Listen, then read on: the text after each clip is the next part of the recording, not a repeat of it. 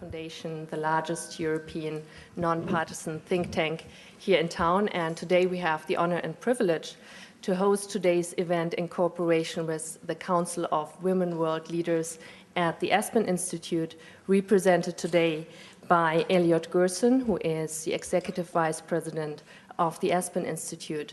From here you will hear later. Today we have the honor and privilege to welcome a woman, a socialist, separated, agnostic, all sins together. You can relax. This is not my definition of her. This is how our guest of honor describes herself. And ladies and gentlemen, please welcome the former president of Chile, Michelle Bachelet.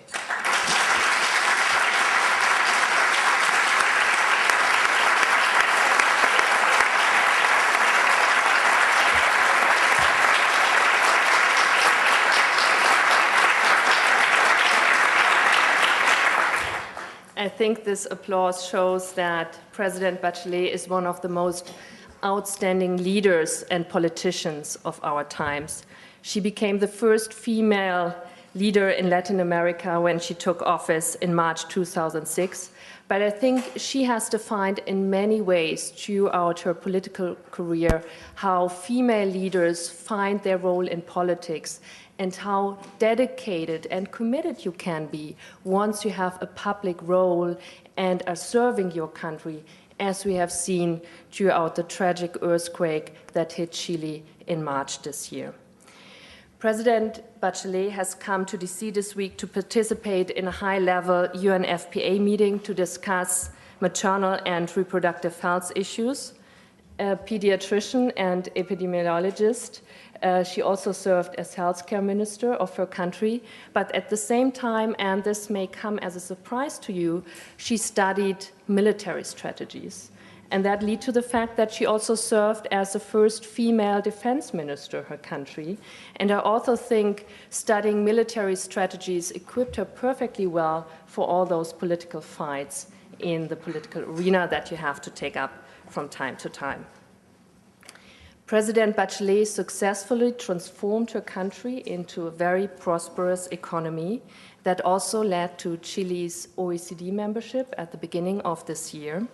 And under her leadership, I would say the country has also managed the financial crisis among only a couple of other emerging economies pretty well, also thanks to the savvy management of Chile's sovereign wealth funds. Needless to say, there would be much more to add, but time is not on our side today. So I hope I left you all curious to learn more about the president's mission right now after she has left office. And to do so, we have invited Julia Sweig, who is the Nelson and David Rockefeller Senior Fellow for Latin America Studies and the Director for Latin America Studies at the Council on Foreign Relations. Julia is a historian, and she has become a leading voice in this country to explain Latin America to politicians, political advisors, but also to the broader public. And she has published widely on the issue, and her latest book, Cuba, What Everyone Needs to Know, has received rave reviews in last year when it came out. So from our point of view, she is super qualified to moderate the discussion with President Bachelet this afternoon about lessons of leadership. And I'm sure I'm not the only person in the room that has noticed the inflation of the term leadership in recent years. Everybody is asking for leadership, from the Starbucks baristas up to the president. We expect everybody to lead. But from my point of view, only management guru Peter Drucker really got the term leadership right, and I have to quote him right now. Management is doing things right, leadership is doing the right things.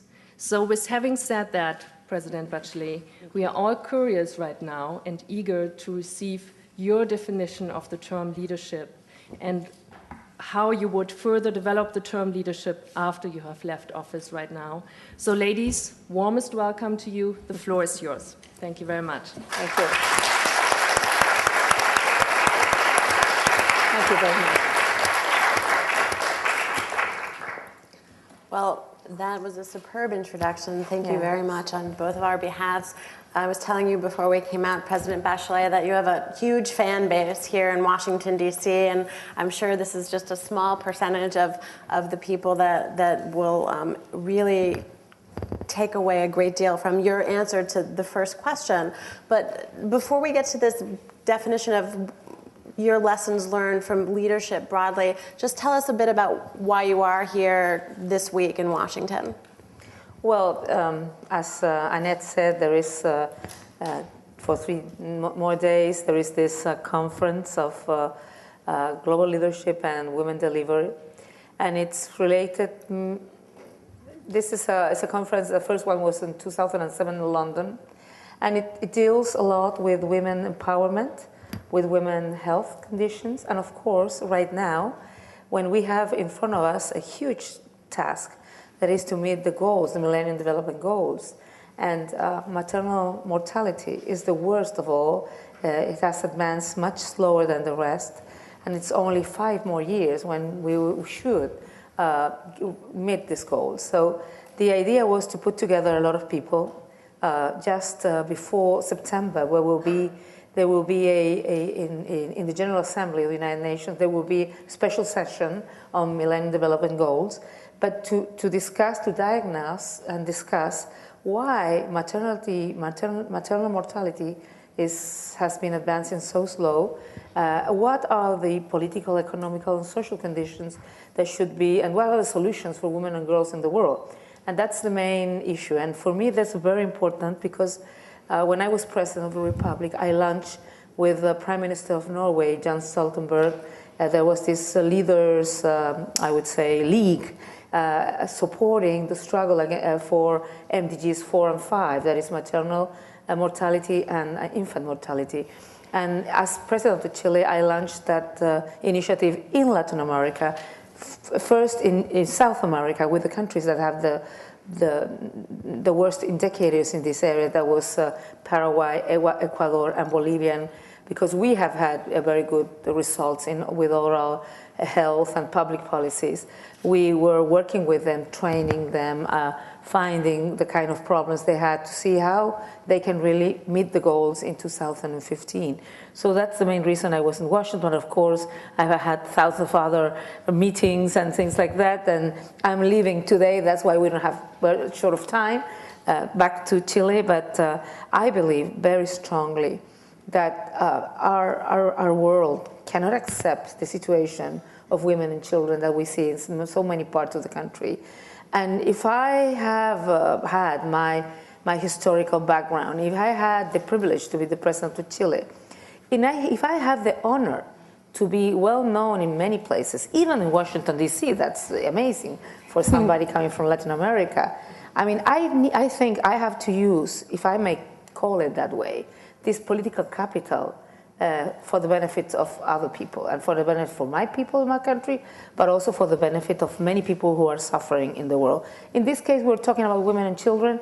In other cases, I would be also very involved with International Labour Organization on all, and WHO in all social cohesion, social protection programs, because I believe without crisis, but especially within the crisis, you need not only to save banks, you need not only to try the economy to get invigorated again, but you also need to have very strong social protection plans, so you won't, a financial and economical breakdown would not, or collapse, would not be followed by a social collapse. That would be a very bad thing for the people, but also a very bad thing for global governance. So that's another issue that I develop a lot in my government, but I believe we show that it could be done. You don't have to make a trade-off between economical growth and equal opportunities. You have to do both things, and that's what people expecting from their leaders.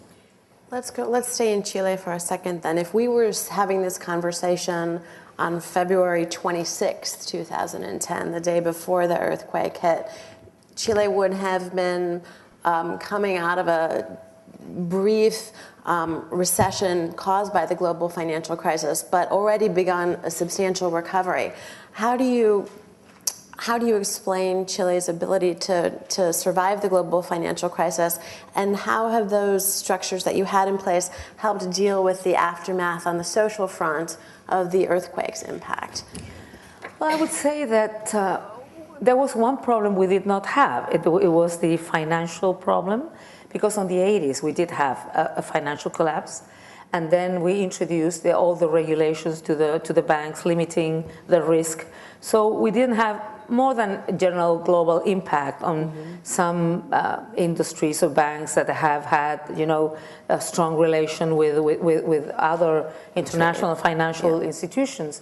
We did not have much impact, but we did, of course, have the great impact of not having credits and loans, because, well, nobody was having it, and so for our economy it was very complicated. But what we decided, first of all, we started looking at the signs. I mean, we started having an impact on the housing issue of the United States, because we, as a very globalized country, we have signed FTAs since we recovered democracy with more than 56 countries. We have FTAs with special systems with 3,500,000 people. I mean, the market is 3,500,000 people. No, 3,000 million. Sorry, 3,000 million. Billion, 3 billion. 3 trillion, yes, 500. So we did really have a great opportunities on that. I mean, our free trade relation is with 80% of the GDP of the world, because we believe that Chile, as a country, 12 million inhabitants, when we recover democracy, would not depend its leap to development on internal market. We needed to open the country, the economy, but also we were very isolated politically after the military regime. So we needed to start doing a lot of things. So we did have the impact, and our wood industry, we sell at 80% to the United States.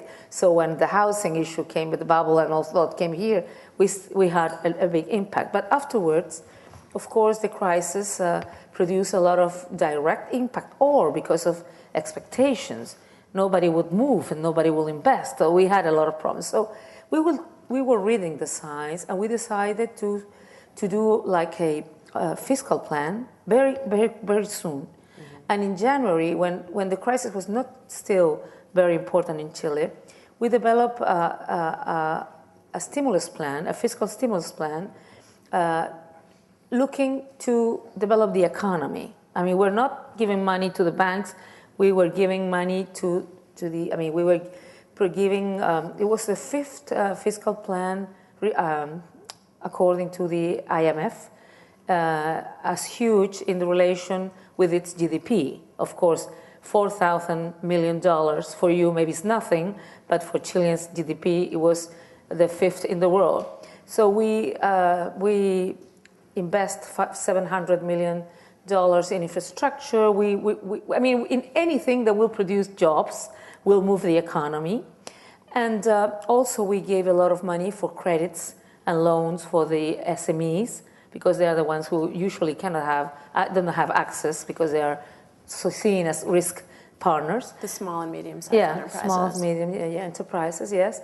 We did have a problem, and I understand in the United States the same happened, that the demand, the consumers did not consume, so we did give them, the people, money, I mean bonus, in the worst moments, so they can also consume, but also we believe that, because we believe on equal opportunities, that poor people, vulnerable people could not pay the party. I mean, they weren't invited to the party of the crisis, and why should they pay the consequences? So we did a very important plan considering every issue, but on the other hand, we have been very responsible. When the 2 first years of my government, copper prices were so high, and everybody was pushing me to put everything on the budget. But I decided to have very good budgets, very expanded budget.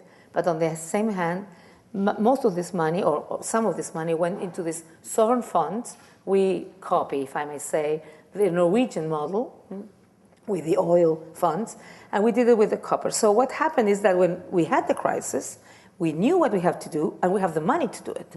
Because there's lots of countries who knew exactly what they have to do, but they didn't have how to do it. So why I'm telling you, because when I make the decision, everybody was pushing me against it.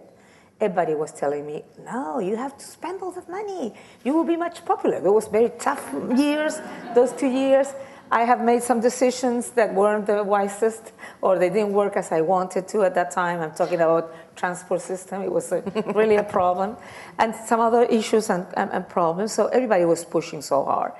But then I decided, no, we need to keep something, because there are good times, and we need to, because we are doing some reform, like pension system reform, and we knew that we have a very high expectancy of life. People is like today 78, 79%, women 81, 82, men a little bit less, 76, 77. And we knew that in 10 more years, the active sector will be even smaller or will cross the passive sector. So how we deal with improving rights, improving benefits, but to, I don't know the word in English. Is it the word in English, desacoplate? No, desacoplar. It's to decouple the benefits with the economy.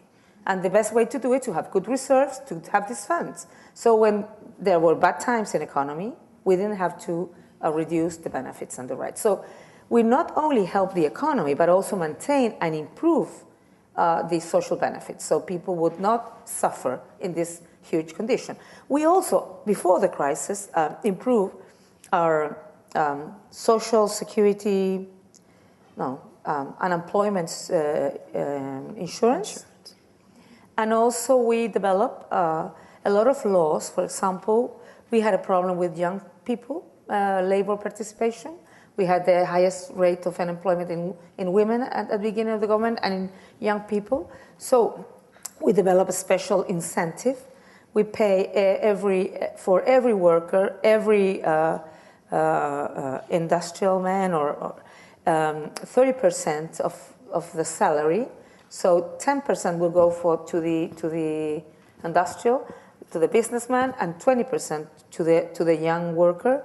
So the worker will have a better salary, but it had to be a formal job, everything formalized, and the businessman will have the incentive to formalize young people and to have more young workers. So I just mentioned small things, but we did a lot of things, and of course we also did a lot of things regarding women, because we had a lot of women who needed to work but didn't have to do with the children, talking of poor women. Of course, professionals, me, has always had the possibility of having their children at paid nurseries or kindergartens.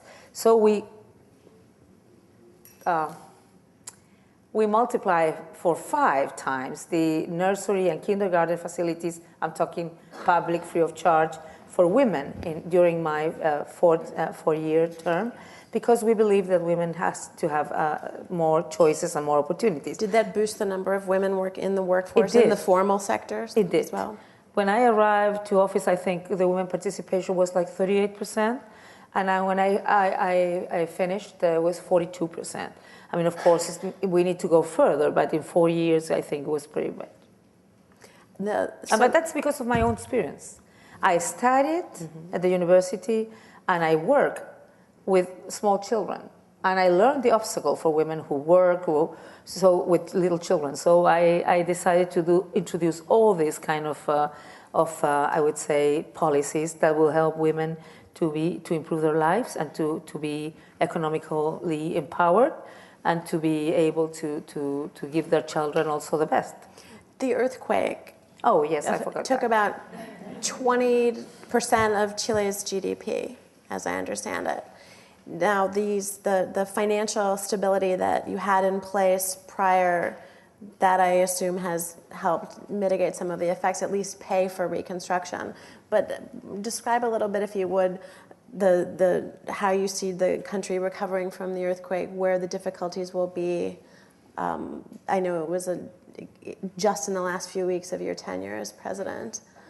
Yeah, that was the last 11 days of my presidency, and that was intense, really.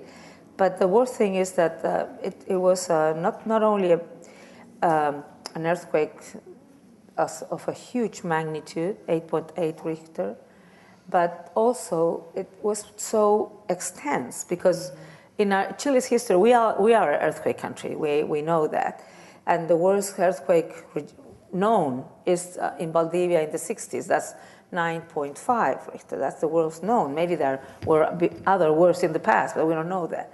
And but this was 8.8, but it was extended to 6 regions of the country, where 80% of the population lives, and so it had a terrible impact on people, on productive sectors too. And of course, at the beginning, and still, I would say, the main issues were shelter and providing food, and now how you reconstruct the productive issue and how you reconstruct the country. In Chile, because we have all this, I would say, fortress or strong issues, we can deal with reconstruction. We have money to have it, or if money is not enough, because a huge reconstruction probably it won't be enough. We have low risk, and we're a low risk country. We are creditors, so we can have also. I mean, if we need some loans and help, we will receive it. But the thing is that, as I see things, we have to reconstruct the country after earthquake, not as it was the day before the earthquake, because many of these regions are regions who were very vulnerable, who had a lot of some high unemployment rates. So we need to look at all these capacities that the country have, and to go one step further to organize better those regions, to produce some incentives so the economy on those places will go much better. And I also believe that the reconstruction has to take into consideration what I could say. I mean, everybody thinks of infrastructure, building, gates and building schools and hospitals and houses, but still we think it's needed to have a lot of productive reconstruction, and how we help, for example, the fishermen that lost all their engines and the boats and so on, but also a psychosocial dimension. Because unusually governments don't look at psychosocial dimensions because it's a huge problem that it's less, I would say, taken into consideration. Mm-hmm. So in my foundation, we want to work on those issues too, trying to develop a model of intervention, because it's different Haiti than Chile. I was going to ask you about Haiti. You visited Haiti just after the earthquake there as well. Yeah. What's almost impossible to compare, I would guess, but tell us what you took away from that visit and how you see things evolving there subsequently. Well, Haiti has been having has the great challenge of consolidating institutions, and they were in that trend, and dramatically the earthquake meant not only the loss of a lot of economical capital, the loss of a big amount of people from the bureaucracy who were learning to do things in the united and professional way. So it's a terrible impact, because a country who was so weak with an earthquake like that gets weaker and weaker, and it's so difficult to stand up. I mean, in Chile we have a lot of problems, but we know we will stand up, and as quick as possible, because also people is very resilient. And as people is very resilient, then we are used to get up against. I mean, we had a political history, it was difficult, and we learned to get up and stand up, and we have learned that when we work together, we will have bigger success than when we are divided. Of course, paradise doesn't exist in Earth, and people, have all the conflicts, normal conflicts in politics, all the normal conflicts in society and in life. But still, we have this sense of unity, of solidarity that is incredible, and that will help.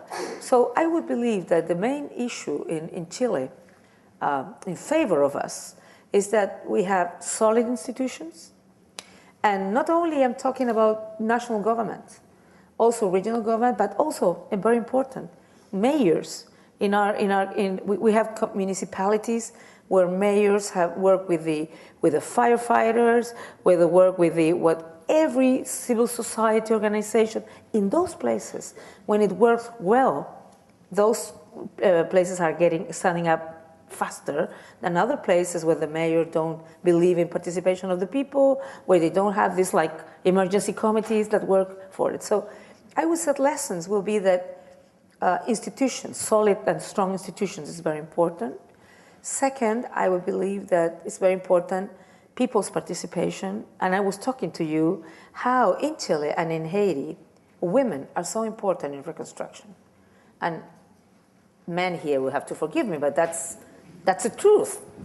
And everywhere I went, I mean, everywhere they were developing shelters, men and women voted for women to be the organizers, the leaders, and they're still there. I've been visiting them, very low profile, to see how they're doing.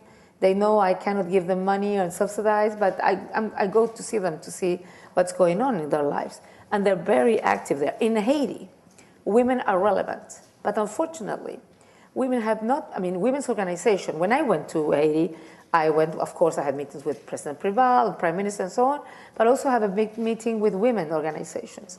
And they're wonderful, and they know what to do, and they're working there, and they are also in the shelters. But the international community is not giving them, funding them, so they are able to do the things. So if I can say to somebody who can make some decisions, please help women organizations in Haiti. They are really relevant to the reconstruction of Haiti. And in Chile, they are working. They also need, of course, help, but they are organizing themselves. So I would believe institutionality, people participation, and of course resilience. I think it's very important because people are not used to suffer, but it's nothing so unusual in our country. Just to expand beyond Haiti and Chile, but to stay in the Americas if we could,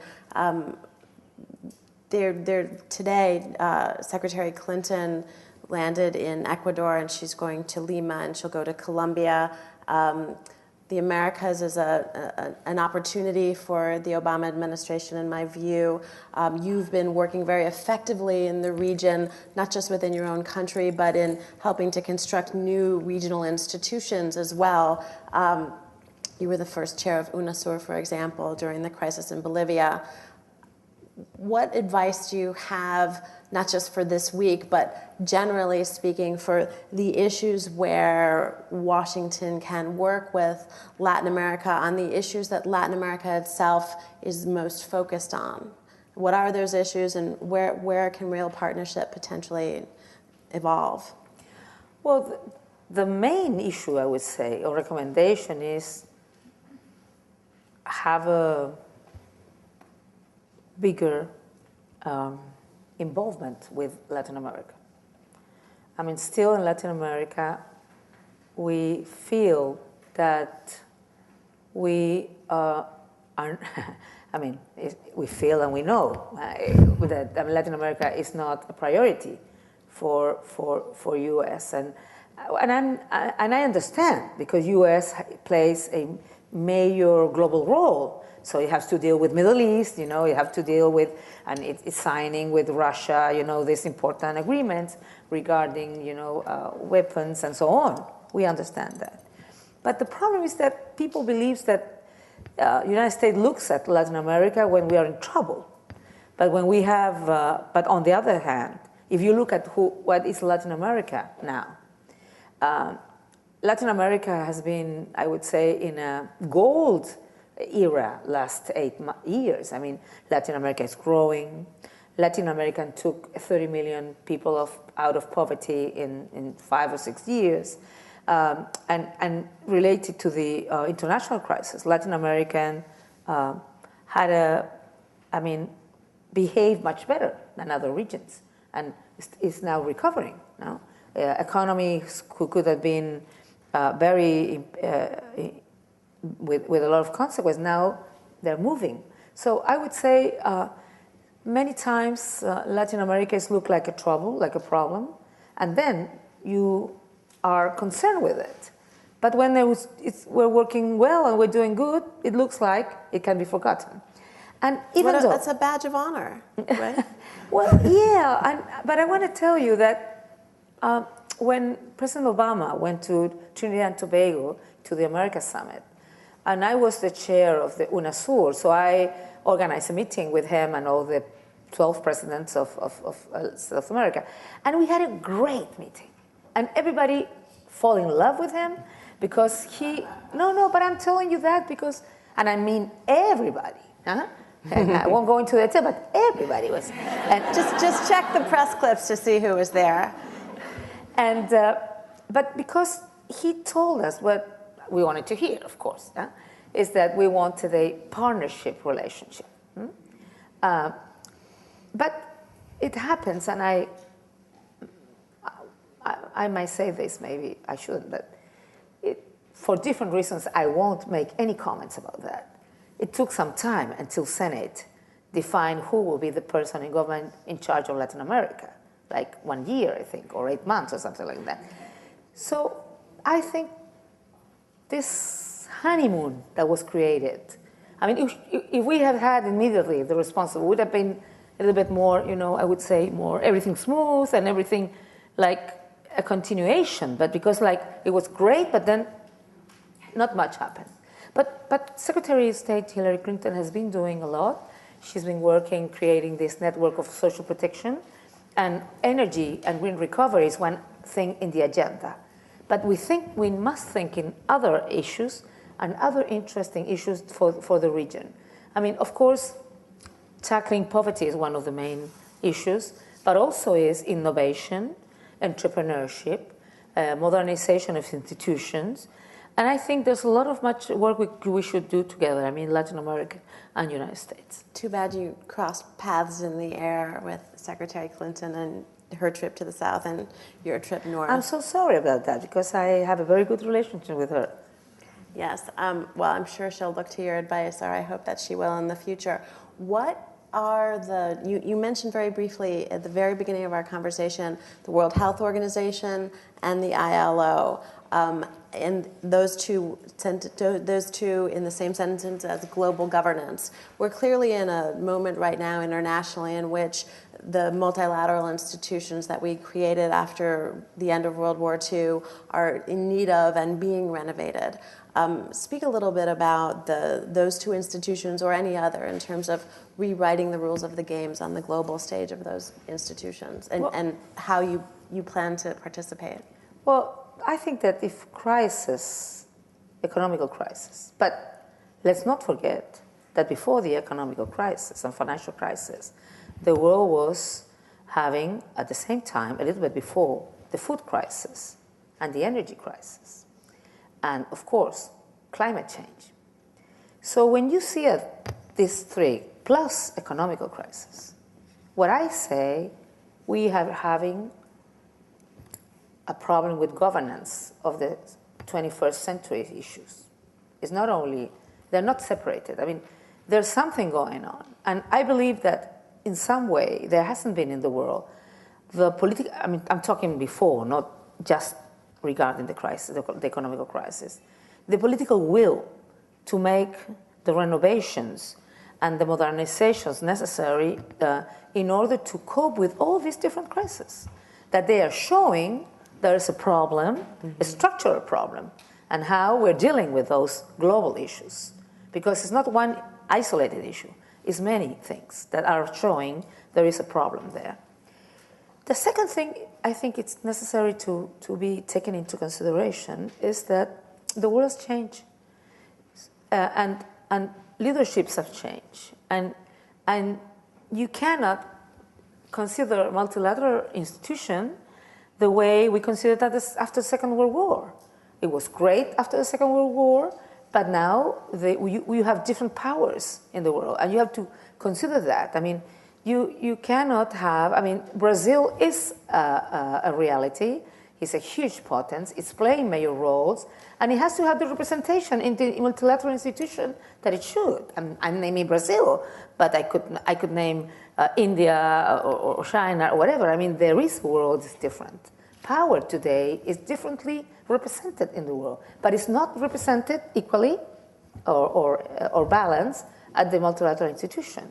The third thing is that we have to find out what about financial multilateral institutions have to renovate and see things. So the problem is that we deal with problems of historical problems like poverty, inequality, discrimination, but also new things. And my impression is that we haven't been able to still, I hope, well, what the G20 is doing have some results, but still I believe it has been a little bit slower than it should. And sometimes when you read magazines and so on and articles, you realize there is a group of people saying, you know what, let's hope this old stress for the crisis passes and then we go back to do business as usual. And the main lesson is we cannot do business as usual.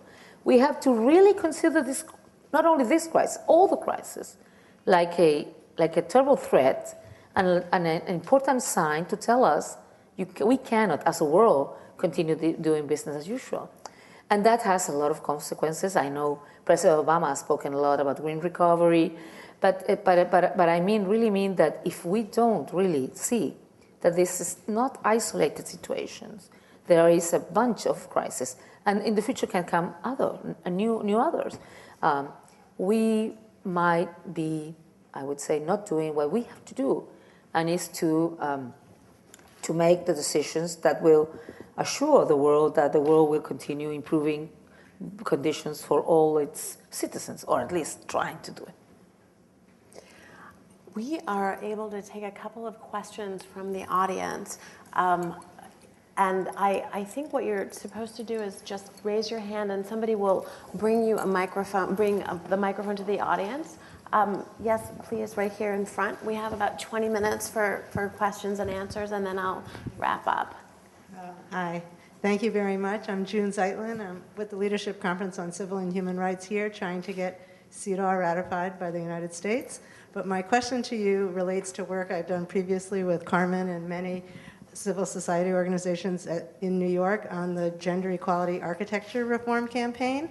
And as you know, there's been a movement over the last few years to strengthen have a new women's agency at the UN. And I'm wondering what your views are on it, and in particular, as I'm sure you know, many civil society organizations and governments have recommended that you're exactly the kind of leader needed to get it off the ground.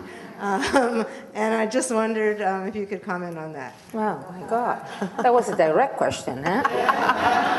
Everybody today has been following me, trying to know something about it, and something people try to do the indirect question, and you just get it into my throat. How refreshing. Well,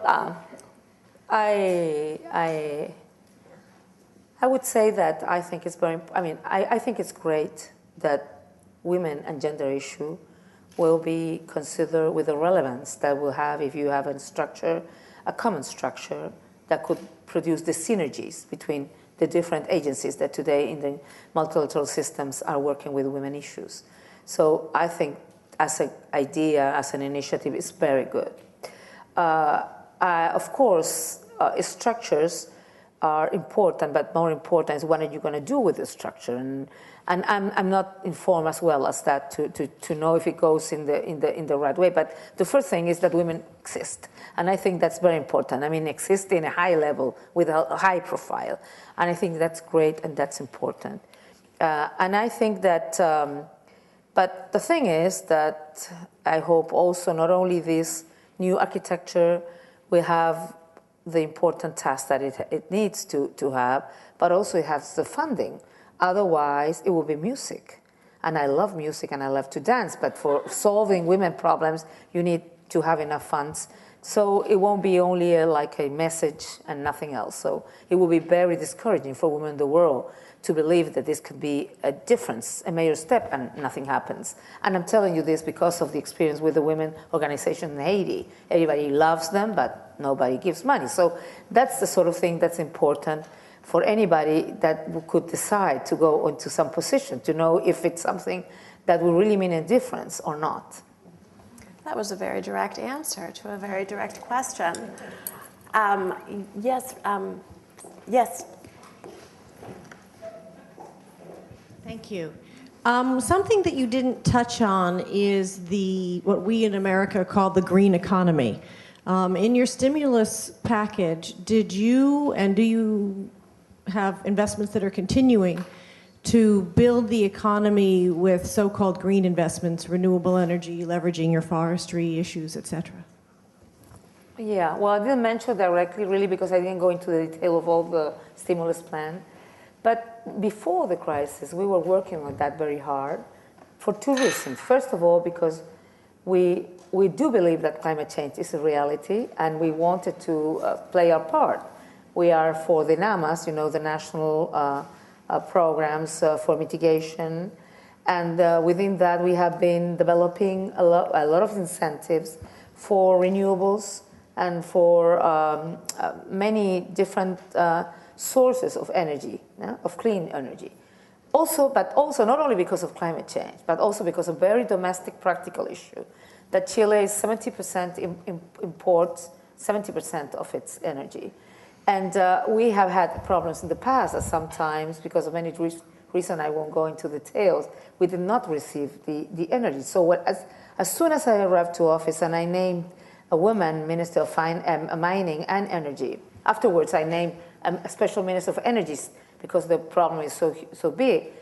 I told her that we needed to develop an energy policy, a new energy policy, where we should take we had three objectives. The first was to diversify our energy providers and sources. So we should have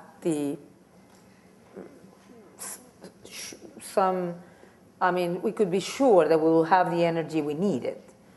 Second, we were going into new ways and renewable, so we could deal with climate change. And third, we developed a very strong program about energy efficiency that was very good. We had great results. So, of course, during the crisis, and right now, when we're talking about reconstruction, green economy and green recovery is very important. And we have been working on developing, and of course I'm talking about, for example, biofuels, biocombustible, but second generation.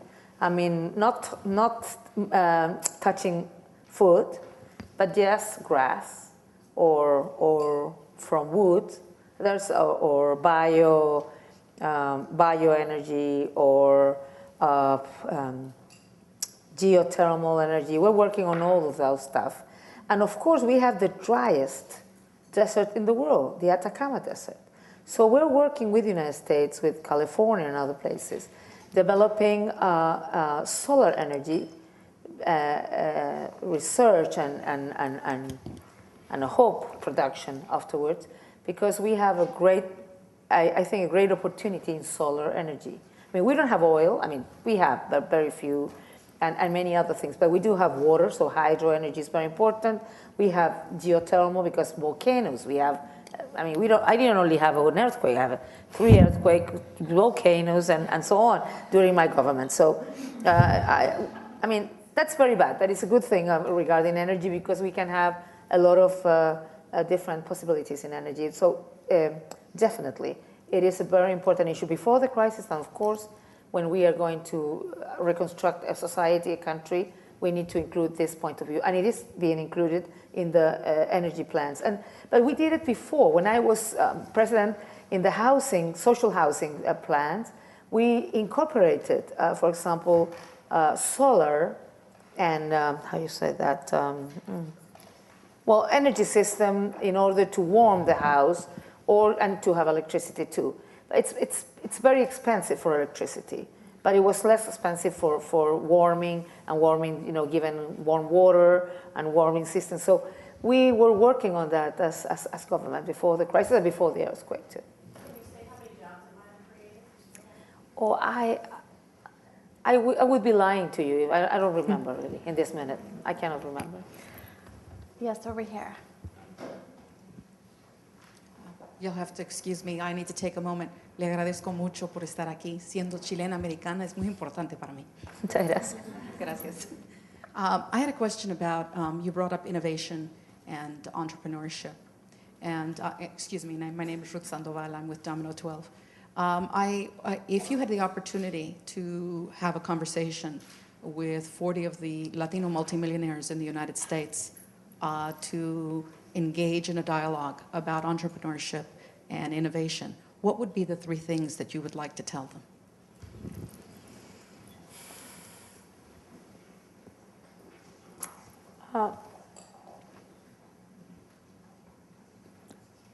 Well, I don't think there's so much original issues, but I would say the first essential issue is education. Because in order to, not only access to education, but also how we assure quality of education. I think one of the main challenges of many countries, and not only Latin American countries, European countries, probably here in the United States, you also have the challenge of quality education.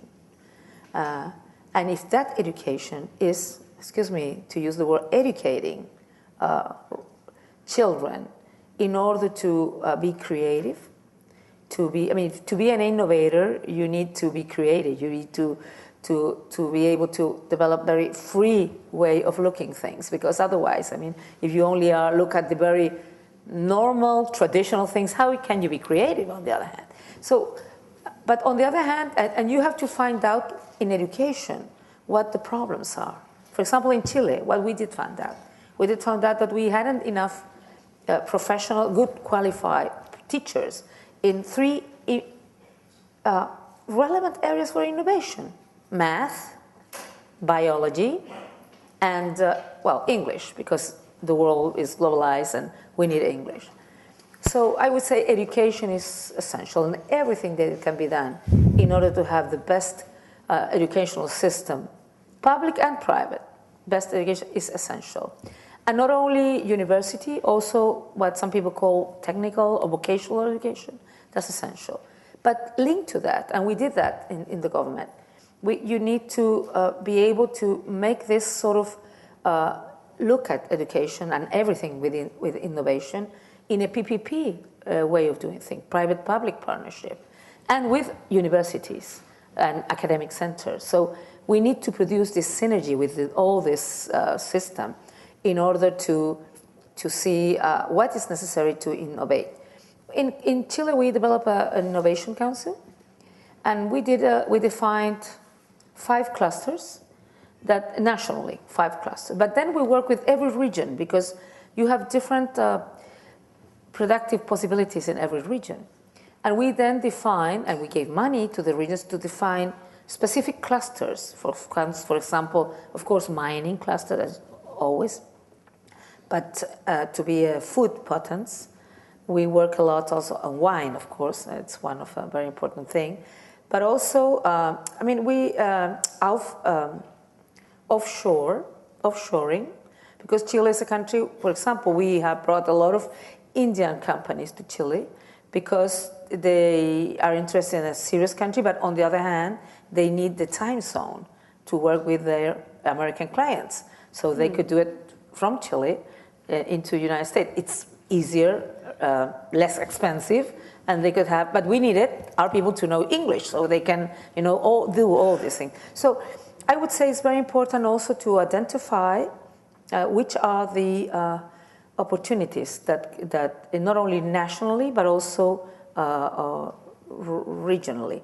And third, I would say that it's very important for a country development that you produce the in these clusters, that you produce the integration when big ones with smaller ones, because that is what will.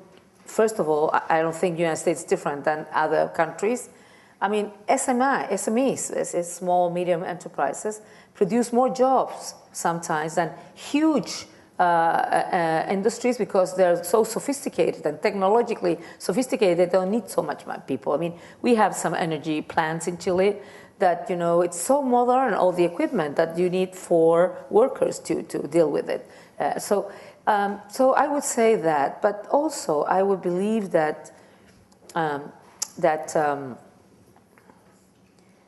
that they should work with the government in order to create the incentives. So innovation would be something that, for example, incentives for each, how could I say it? I mean, it's not exactly the number, but in Chile we pass a bill, it's a law, that for each dollar, to say something, they expend, the private sector spend, the state will put like the half of the money, 1-on-1 or something.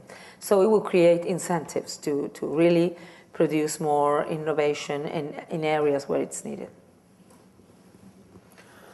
Yes. Thank you so much. My name is Jihan Deng, and I'm with the South Sudan Mission here, the government of Southern Sudan Mission to the U.S. Thank you for your elaboration on the importance of strong governance and institutions. However, I would like for you to elaborate a little bit, especially with the fact that Chile had political differences and problems in the past and has overcome it. Most of us know that Sudan is going towards a very significant period with the referendum taking place in January 2011. So what would be your advice to help not only with the political transition, but the economy? As Sudan has undergone civil war for the last 2 decades, the economy is very weak, but there is a lot of natural resources there. So how do we not only just strengthen the governance, but also transit from humanitarian aid to encouraging SMEs and others to strengthen the economy? Thank you. Thank you. Well, it's not an easy question because probably I will win the Nobel Prize, Peace Nobel Prize if I answer it, but I'll try to do my best. Probably one of the most difficult things when you need to, if I may use the word reconstruct a nation as a nation, is how you build confidence. Because if there's no confidence, whatever one party says, it's like, you know, marriage discussions. When the woman says something, the husband understands something completely different, and there's no possibility of communication. And I'm not trying to joke about that, but I mean, it's really very difficult, and one of the things in conflict resolution that you have to read between lines. But when you are talking about a nation who has been so divided for so long, and there's a lot of suffering there, a lot of pain, it's not easy. But on the other hand, it's a must. I mean, you need to do as much as you can to be able to be a country where you can live together. And then the political sector has the responsibility of creating the conditions so people can live together.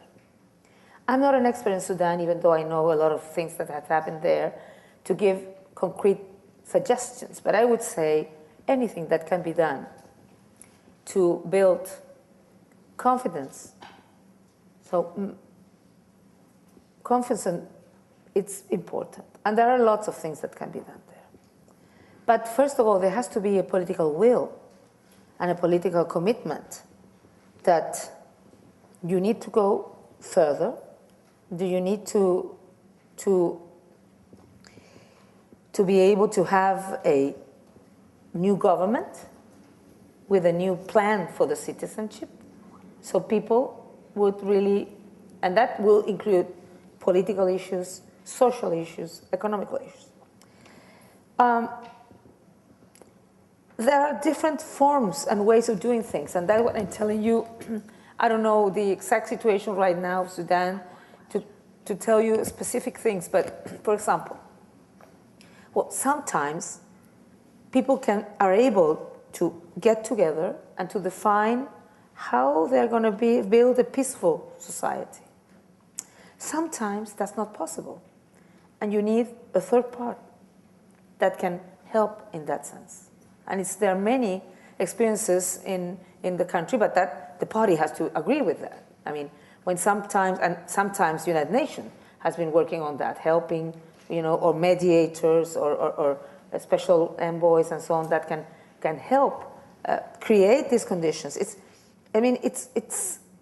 sometimes very hard, and sometimes the solution is a coalition. A united government for some time. That's why I'm telling you.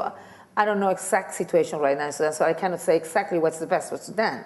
But I think the responsibility of the leaders is to see, well, do we believe we can live together? Or we need to live together? So how we use all our efforts in order to find the kind of government that will assure that. And I'm telling you this experience. And the second thing is, in my experience in Chile, you have to go gradually. You have to put goals that you can fulfill, because otherwise, that you can achieve. Because otherwise, the expectations are terrible, and you won't go as fast as you like, and then people will be discouraged, or people will believe that this new system is not better than the other one, and they can go back to conflict, to war, and so on. So, in the event of separation and emerging of a new country, then you have a new country emerging from conflict with natural resources. Okay, so you are talking about the hypothesis of a separation. Okay. Well, I think that what you have to do that is, and probably if that happens, there will be a lot of help with multilateral organizations in order to make a very good diagnosis of the situation of the country, what the problems are, what the capacities are, is there necessary professionals that can, most of these things need also technical management and experience, know-how, how to govern, how to know about the economy. So you will need to have the human capital to be able to govern the country and to be able to analyze which is the best options for the economy, how you deal with natural resources, how you deal with education, what is this kind of leadership that can help producing community participation and so on. But I think I imagine that people who want a separated nations has already studied the country, knows what can be done. But if it was not that situation, I think there will be help of many multilateral organizations that could try to not do things for you, because the people have to do the things, but walk with you while getting out of that terrible situation. President Bachelet, I have one final question before we end this, and it's much less complicated than the question that you just gave such an eloquent response to. And I know you've been health minister and defense minister and president, and you have many careers ahead of you, but are you considering writing a memoir? I have. Excellent. I have. We will look forward to I have, that. all my notebooks, like 40 notebooks, because I'm very good students, So every meeting I write everything down. Well, the historians in the room will look forward to this. So I keep it very carefully next to my bed. No, because some people under the mattress. Some people would like to destroy it because because there are memories and memories that you Some can great that you can stories do. there. I Yeah, great suspect. stories. No, but I will. But you know why? Fundamentally, because there hasn't been too many women president and ministers of health and defense. And I have to say something, not because I want to say, oh, come on, guys, look, I was the first minister of defense in the Americas, not in Chile, in the Americas. United States and Canada had never had a minister of defense. But as I say, it's contagious, because now we have in Uruguay, in Argentina, in Spain, of course. I was thinking Latin America. In the Nordic country always had, those are the first ones. I believe that there are much more than now. But you were, oh, I lost where I was going. Your memoir. Oh, my memoir, yes. You were going to. I was thinking enthusiastic about women in defense. Exactly. No. But women, the fact that you are a woman is a very big deal. Yeah, having done well, this. So you're going to write about that as experience, well. Yes. And when you, Annette, spoke about how I describe myself, it's not how I describe myself. It is that when some people ask me, you with your history, how you deal with the commander-in-chiefs, and I said to her in this first meeting, immediately, I started as direct as you were. And I said, okay, guys, I know I'm a socialist, I'm an agnostic, I'm a divorce, I am, what else? A woman, of course. So I have all the things that you can imagine, but I can assure you will work wonderfully. That's why I always tell this anecdote, because and they laugh at that, but they were, and I could develop a wonderful relation with them. Because I also know a lot about defense. And I studied defense because I thought that in countries like Latin American countries, political people never got involved in security and defense issues. And there were needed counterparts that could discuss with them. Not the very technical issues, but also technical issues. I mean, if we're going to buy frigate, why should we buy superficial frigate, or what kind of frigate? So I studied that. And as a doctor, I always study things to try to understand them. Not to be an expert, I'm not a neurologist, but I could understand what needs to be done. And I think that's something very important when you have to direct something, to be in charge of something, to not be superficial, to get into the deep stuff, and to go to the big picture, but also to some details. And when I was Minister of Health and I went to visit a hospital, I did not have only a meeting with the director of the hospital, and went there into the, how you call that, subterráneo? The basement. Basement. And I've been speaking English for the last 48 hours, so I just forget everything. In the basement, to speak with the people who, make the cleaning, for the people who make the milk for the kids, and to know exactly what's going on. And when I was Minister of Defense, I got into the, to the places where people were, in the very worst conditions, to understand in the skin what it means to be there, When you understand in your skin what's going on, you can have better decisions, you can make better things. So I will write my memoirs, but my memoirs will not be only a summary of facts, but also will be linked with the kind of leadership that I think should be the new renovated leadership in women, but also in men. And because I believe that that's probably the main interesting thing that I could share with people. Not telling who was who and who would try to kill me and not. I mean, politically speaking. Not those sort of small talks, but more the essential issues that I think could be of interest for people. Well, you'll have lines around the block at the book signing when you come to Washington again. We could keep you for 2 more hours, but your plane leaves in 2 hours. Yes. So I know that we'd like to just say a couple of words of closure before we let you go. Yes, please do take very careful attention about those notebooks, because it's going to be a great bestseller, and we all look forward to reading it.